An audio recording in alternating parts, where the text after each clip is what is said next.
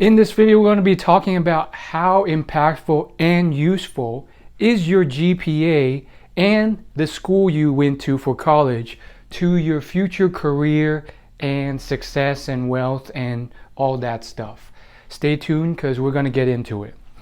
Now, as someone who has talked to probably over 100, 200 different career professionals through networking, interviewing, and a lot of career advice and career development, and someone who has seen a lot of different perspectives and opinions on succeeding in a career from all sorts of people in successful companies. We're talking high-tech companies that you've heard of to more lesser-known companies in emerging industries, whether that's entertainment, gaming, tech, accounting, healthcare, what have you.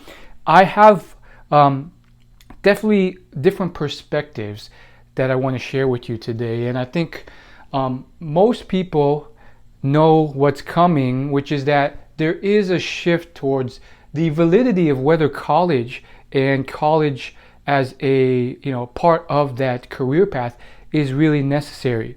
You have Gary Vaynerchuk preaching that to his following with obviously nuances as well. He's not saying everyone shouldn't go to college, but he's saying certain fields like business aren't really required to go to school, whereas others like med school, lawyer, engineer, they may still need that degree.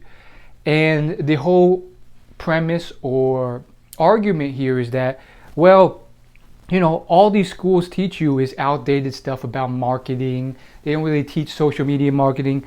And a lot of that stuff you can learn on your own for a lot cheaper of a price. So if you're still going, it's likely just a party or just a chance to waste your parents' money. Now, I've done a whole video, search it up on my channel, on should you go to college. So I'm not going to cover that to a deep degree. But I do have to pose that perspective to give you my real thoughts, and that's this. If you go to college, sure, get good grades. Sure, get into a good school. Obviously, an Ivy League school will be more impactful than a regular school in terms of perception to some. But do not depend on that as a guarantee for future success, because there is a large shift happening, and it's always been there, but it's more pronounced now, in that employers are not just looking for degrees. In fact, sometimes they could care less. They could care less what your GPA is, but what they care about is, can you get the job done? And they're going to hire the person who has that package, the ability to create great designs if you're a designer, or the ability to program a certain project or website and show your work, because they really care about the work being done. And so that's how you get these people with often no college degrees or just regular colleges, nothing like super flashy or Ivy League about them, that get these jobs. Now, I'm not saying that the Ivy League stuff and the degrees and the GPA don't matter at all, because there's also some truth to the fact that there is still bias towards these. Another camp of people I've talked to, one told me, hey, I'm the only guy in my whole department who doesn't have a degree from an Ivy League.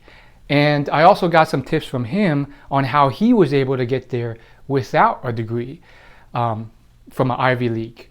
And so there are still high-tech firms with that arguably outdated bias.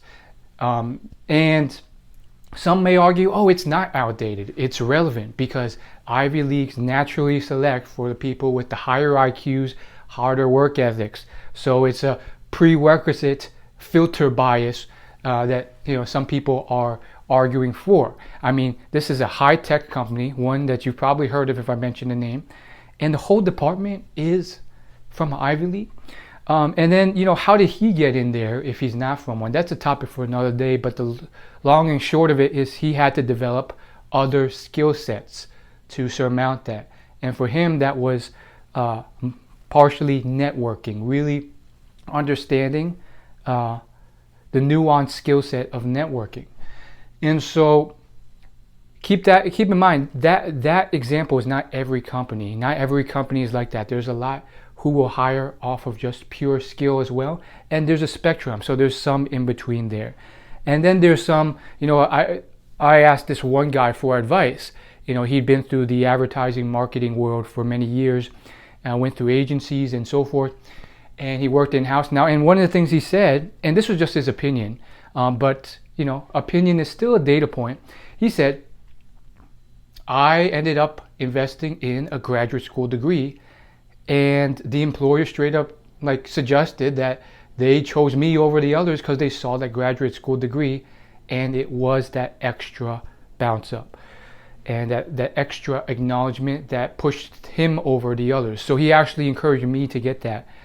Now, you have to take all these data points with a grain of salt, because it's no longer as clear as it was maybe 20, 30, 40 years ago, when college was much more seen as better, and then a graduate degree, getting an MBA or something, was also more so seen as better. Now you have all sorts of confusion in the mix. You even have, Jack Welch. He did an interview with Gary Vaynerchuk a few years ago, and he was basically saying unless it came from a top 5 business school, there's no guarantee that an MBA is useful anymore. So you have all these different dynamics going on, and I've seen all sorts of different people, colleagues, managers, and so forth, going different ways. I've seen some get MBAs from kind of schools you've never heard of. And so there's definitely still impetus and belief out there from people purchasing these degrees and investing the time and resources that there is some use to them. Even if it is just for those letters at the end. Some may argue you really don't learn much in these outside of what you could learn on the internet. But that also depends on the degree. Is it a MBA? Is it a med school degree? Is it a master's, or is it a PhD? And what field are you going into? Data science, or healthcare, or math, or business? All of these have little differences in how much they really care or cannot care about it. So I guess I want to end with the final factor, which is do your research. Choose that area that you want to go into and do your research. Start to have friendly 5-10 minute sessions where you pick the brain of someone in the industry, find someone who's kind enough to give you their time, and you will learn a lot about the nuances of that industry.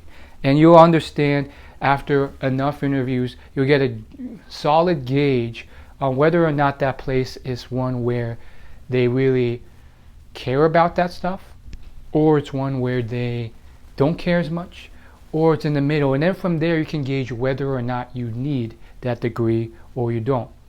And you may be surprised, because sometimes you don't, sometimes you do.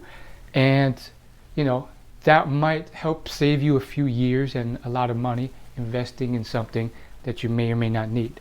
And last but not least, just to re-emphasize, do not overemphasize it. Yes, if you had the choice, obviously, a higher prestige school like MIT is going to come off better. Yes, getting a high GPA is going to matter rather than not. But chances are, and I'm telling you, the further you get down into adulthood, chances are that's going to matter less and less as your resume grows, and really as you start to apply to jobs, you'll learn that some people don't even look at that, or they just glance at it. Many don't even require you list it on your resume. They don't require you list your GPA or anything. They really care about what you can do for them. And although a GPA and a college degree are proxies, they are not the whole picture. And employers are slowly starting to realize that. Some may be slower behind the times and still biased towards the Ivy Leagues, but many really just care about, can you make me more money than I'm paying you, or some variation of that.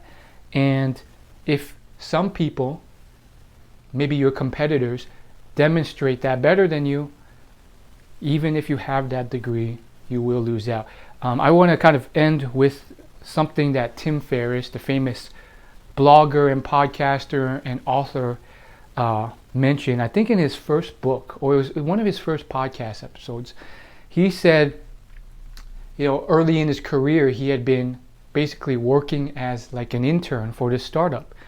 And he was a few years down the line, and he met this guy who went to like Harvard, who was doing the same job for the same pay. And that guy had been there for a few years before him.